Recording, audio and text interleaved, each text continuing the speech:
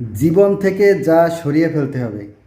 নমস্কার, আমি সঞ্জয় কুমার মজুমদার, সহকারী অধ্যাপক, অর্থনীতি বিভাগ, Kalkini Syed Abul Hossain college. Dear learners, আশা করি তোমরা সবাই ভালো আছো, আমিও ভালো আছি। জীবন থেকে যা সরিয়ে ফেলতে হবে। জীবনকে সহজ, শান্ত ও সফল করতে হলে তোমাকে তোমার জীবন থেকে কিছু জিনিস সরিয়ে ফেলতে হবে। তুমি যদি এই জিনিসগুলো তোমার জীবন থেকে সরিয়ে ফেলতে পারো, তাহলে তোমার জীবনকে তুমি সহজ, শান্ত ও সফল করে তুলতে পারবে। তাহলে এমন কোন জিনিস আছে যেগুলো তোমার জীবন থেকে সরিয়ে ফেললে তুমি জীবনে সহজ, শান্ত ও সফল হতে পারবে? নাম্বার 1, ওভার থিঙ্কিং করা, অতিরিক্ত চিন্তা করা, অযথা চিন্তা করা, দুশ্চিন্তা করা। এগুলো তোমাকে তোমার জীবন থেকে সরিয়ে ফেলতে হবে। এই নেগেটিভ চিন্তা করা, অযথা চিন্তা করা, তুমি এমন এমন চিন্তা ভাবনা করো যেগুলো তোমার সফলতার ক্ষেত্রে বাধা সৃষ্টি করে। তাই তোমাকে কি করতে হবে? এই নেগেটিভ চিন্তাগুলো করা থেকে বিরত থাকতে হবে। 2 নাম্বার হচ্ছে কি? প্রোকাস্টিনেশন। প্রোকাস্টিনেশন এর অর্থ হচ্ছে কি? ঢিলেমি। তাহলে তোমার এই প্রোকাস্টিনেশন, এটা তোমার জীবন থেকে সরিয়ে ফেলতে হবে। আলসেমি, ঢিলেমি, আগামীকাল করব, এই যে যে জিনিসগুলো, এগুলো তোমার জীবন থেকে সরিয়ে ফেলতে হবে। আমাদের এসছে কি? যে কোনো কাজ ফেলে রাখার একটা প্রবণতা তৈরি করি আমরা, যে আজকে করব না, আগামীকাল করব। এই জিনিসগুলো তোমার জীবন থেকে সরিয়ে ফেলতে হবে। কম্পেয়ারিং ইয়োরসেলফ, অর্থাৎ অন্য মানুষের সঙ্গে নিজেকে তুলনা করা। তুমি যদি অন্য মানুষের সঙ্গে নিজেকে তুলনা করো, তাহলে তুমি জীবনে কখনো সামনে এগিয়ে যেতে পারবে না। তুমি যদি চাঁদের সঙ্গে সূর্যের তুলনা করো, তাহলে হবে? চাঁদের সঙ্গে সূর্যের তুলনা করা যাবে না। তাই তোমার নিজের ক্ষেত্রেও তুমি তোমার সঙ্গে অন্য কারোর তুলনা করবে না। এটা যদি করো, তাহলে তুমি জীবনে এগিয়ে যেতে পারবে না। তোমাকে কী করতে হবে? হ্যাঁ, তুমি তুলনা করবে। তুমি নিজের সঙ্গে নিজেকে তুলনা করবে, নিজের সঙ্গে নিজের তুলনা করবে। অর্থাৎ তুমি আজকে যে অবস্থায় আছো, আগামীকাল তার চেয়েও সামান্যতম হলেও ভালো অবস্থায় থাকার চেষ্টা করতে হবে। নিজেকে আপ টু ডেট করে রাখতে হবে।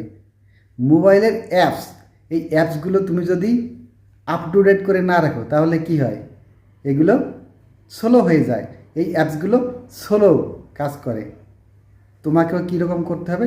তোমাকেও এরকম মোবাইলের অ্যাপস যেমন আমরা আপ টু ডেট করি, নিজেকে প্রতিনিয়ত আপ টু ডেট করতে হবে। অন্যের সঙ্গে তুলনা না করে নিজেকে আপ টু ডেট করতে হবে। অর্থাৎ প্রতিদিন নিজে ইমপ্রুভ করতে হবে।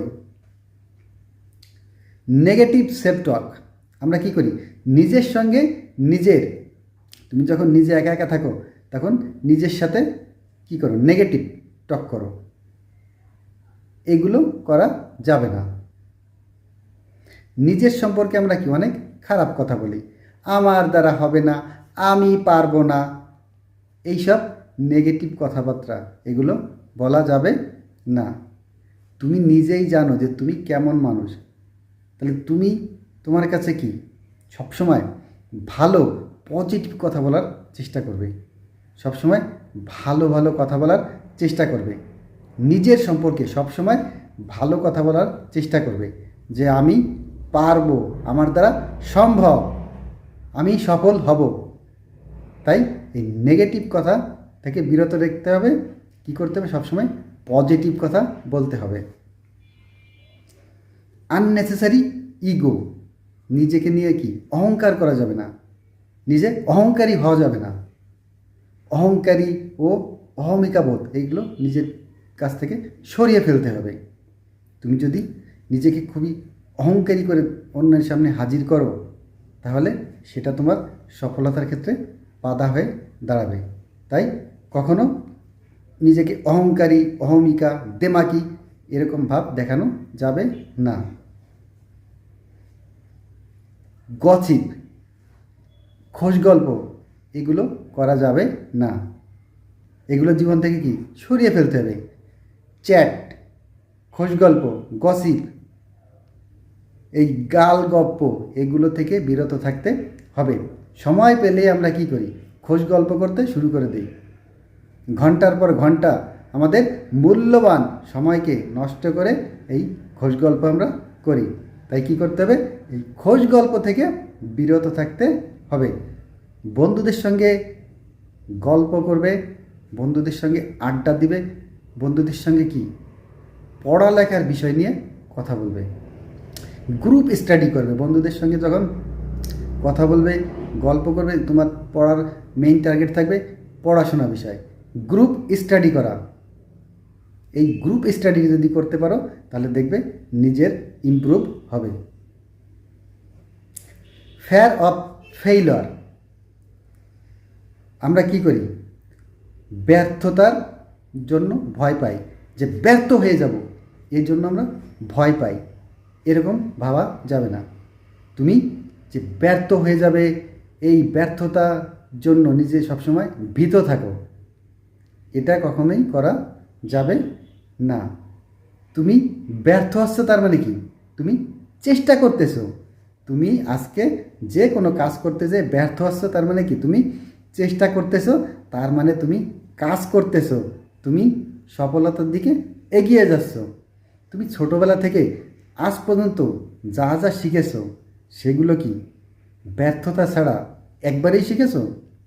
তুমি হাঁটা শিখেছো, একবারেই কি হাঁটা শিখেছো? তুমি পড়ে গিয়েছো, বারবার পড়ে গিয়েছো, ব্যর্থ হয়েছো, কিন্তু তুমি কি করছো, আবার চেষ্টা করেছো, এই জন্য তুমি হাঁটতে পারো। তুমি কথা বলতে পারো, একবারেই কথা বলছো? একবারেই কথা বলতে পারো নাই, তুমি বারবার চেষ্টা করছো, তারপরে কথা বলতে পারছো। যে মানুষই, প্রতিটা মানুষ যে কাজই করুন না কেন প্রথমে সেই ব্যর্থ হয়, তারপরে চেষ্টা করতে করতে সে সফল হয়।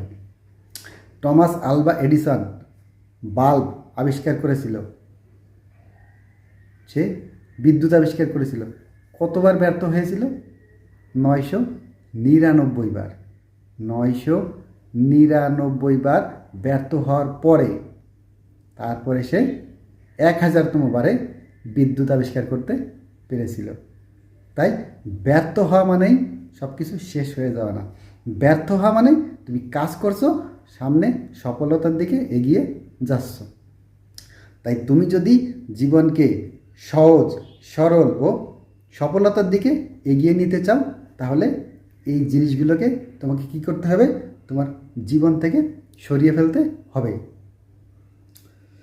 যখন তুমি এই সবকে দূরে রাখবে তখন তোমার মন শান্ত থাকবে। তোমার মন যদি শান্ত থাকে তুমি মনোযোগ দিয়ে যে কোনো কাজটা করতে পারবে, তুমি জীবনে সফল হতে পারবে, তোমার জীবনটা কি সফল হবে, সহজ হবে। তাই তুমি আজ থেকেই এই বিষয়গুলোকে তোমার জীবন থেকে সরিয়ে ফেলার চেষ্টা করো, তাহলে তুমি জীবনে সফল হতে পারবে। আমরা পরবর্তী ক্লাসে অন্য কোনো বিষয় নিয়ে আলোচনা করব। তোমরা সবাই ভালো থাকবে, পড়ালেখার সঙ্গেই থাকবে।